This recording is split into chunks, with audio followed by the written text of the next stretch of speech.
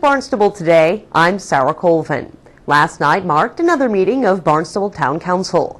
With only one item on old business and 3 under new, Town Council was able to attend to all of the orders of the day. The meeting began with a proclamation from Barnstable United, the No Place for Hate Committee, announcing the start to this year's Peace Week. Town Councilor Janice Barton, who also serves as co-chair of Barnstable United, read the proclamation.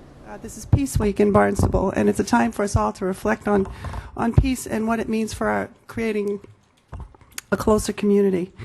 And I'm standing here tonight with some members of our committee, and I'm just pleased. Elizabeth Ells, who represents the Youth Commission, Steve Brown, who's one of our co-chairs, Bobby Moritz, who's been with us since the beginning, Dr. Peter Edwards, community member, and Chief McDonald. And without his support, and Officer Reed Hall, who is our third co-chair, we don't know where we'd be. And what I would like to do now is read this proclamation. Finally got my voice back. Whereas, in conjunction with the Town of Barnstable Human Services Committee, Barnstable Youth Commission, the Barnstable Police Department, the Barnstable School Department, and the Hyannis Area Chamber of Commerce, Barnstable United, a No Place for Hate community, is sponsoring the 5th annual Peace Week in Barnstable beginning Friday, October 21st. And whereas forums and other activities hosted by local human service agencies and other organizations are planned to highlight Barnstable's diverse community and alternatives to violence, and whereas each and every event planned for Peace Week represents the sincere volunteer citizen effort of promoting awareness and providing information concerning violence prevention issues, and whereas Barnstable United, a No Place for Hate community, Barnstable Youth Commission, Human Services Committee, and others share the common interest of building bridges of neighborly and mutual trust. And whereas the united nature of the effort through grassroots events will bring new thinking to the prospects of peace in the world. Now, therefore, be it resolved that the Barnstable Town Council does hereby recognize and thank the Human Services Committee, Barnstable Youth Commission, the Barnstable Police Department, School Department, Hyannis Area Chamber of Commerce, and Barnstable United, a No Place for Hate community, for their commitment to promote peace and good citizenship. Signed by Frederick Chirigotis, President of the Barnstable Town Council, this 20th day of October, 2011. Thank you. Before the orders of the day began, Town Clerk Linda Hutchenrider reminded councilors and the audience of the upcoming November elections. She also said there could be some changes with the redistricting maps now being drawn. I would just like to remind everybody that there is an election on November 8th, and it isn't just in 1, 3, 5, 7, 9, 11, and 13. It is also in 2, 4, 6, 8, 10, and 12. And you may not have a counselor to elect, but there are individuals who are running for school committee very vigorously, and there are individuals that are also running for the housing authority as well as the town collector. So I would like to see everybody get out and vote. You can't complain if you don't vote. That's what has always been my theory in life.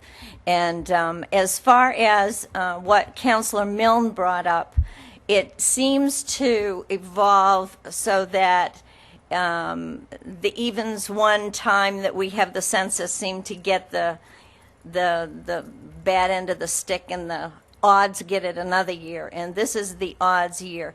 If you look at the stagger the way it's built right now, in 2013 the evens would be up and ready to roll and be elected for a 4-year term. Right now the odds are being elected for a quasi 4-year term. However, due to the census coming in, it is going to demand that everyone run. All 13 counselors are going to have to run in 2013, whether or not your term is up. So at that point, because the lines are moving, I don't know whether anybody is going to be unseated or not, but at that time you will be moving. So at that point, what I will do is I will go back. I'm going to review again. I will review with the town attorney, and I will double check with the Secretary of the Commonwealth. But at this point, it appears that the odds will be running for a 2-year term to keep the stagger in. One of you will have to be running for a 2-year term. Next up was the yearly snow and ice overdraft order. Department of Public Works Director Mark Ells explains the request, and as you'll see, this item was passed in very short time. The snow and ice overdraft order is an annual order that we bring before you to allow us to proceed with emergency response during snow and ice. Annually, you appropriate $600,000 a year. In the justification, I've provided you with, a historic account of snow and ice years and how much those have cost us. It's customary to approve the overdraft authorization to ensure that snow and ice operations are not interrupted or suspended when the amount contained in the regular appropriation for this purpose is expended. And again, that is $600,000 in FY 2012. And we ask your approval of this. I think what we'd like to do is have the same amount of snow and ice that we had in 2002 and go from there. Gas prices, too. That would be And helpful. fuel, yeah. Councilor Monaco? Move the motion. Oh, we have a motion to move the question in a second. All in favor of moving this item? Those opposed? And I know Councilor Farnham had a question. I think that was 11 to 1. This is not a roll call. All in favor of accepting 2012-030, please raise your hand. Any opposition? That is unanimous, Madam Clerk. I want to thank you very much. House Bill 1972 proposes to move the state primary election to June in order to allow more time for those living overseas to vote. If the bill is passed, it could also mean a money savings for the town. The council did vote in support of the resolve. Here, Town Clerk Linda Hutchenrider and Interim Town Manager Tom Lynch outline the plan. The federal government has asked us to have a 45-day period of time for absentee balloting. The reason behind this is we have many residents who live overseas, and the residents that I'm thinking of right now are the military.